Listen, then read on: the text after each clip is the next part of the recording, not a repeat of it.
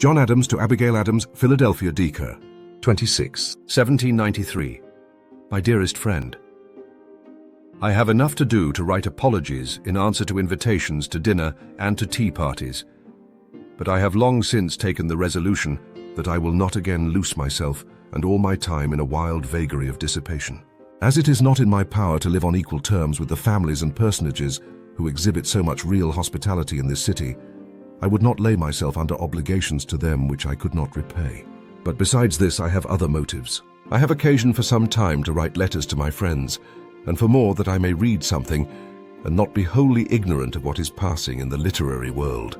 There is more pleasure and advantage to me in this than is to be found in parties at dinner or at tea. Columbus is republishing in New York in a public paper, of whose title I am ignorant, whose editor is Mr. Noah Webster, who is lately removed from Hartford to that city, and is said to conduct his gazette with judgment and spirit upon good principles.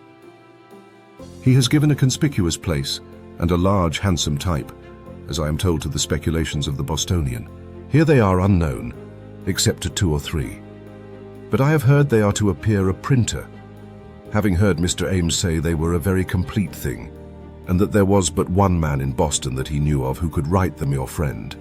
Mr. Cabot has bought a farm in Brookline, adjoining to that of my grandfather's, where he is to build an house next summer. He delights in nothing more than in talking of it.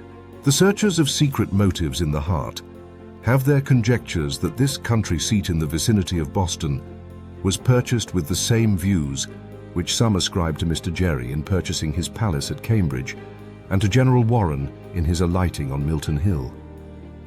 Whether these shrewd conjectures are right or not, I own I wish the state may never have worse governors than Gerry or Cabot, and I once thought the same of the other.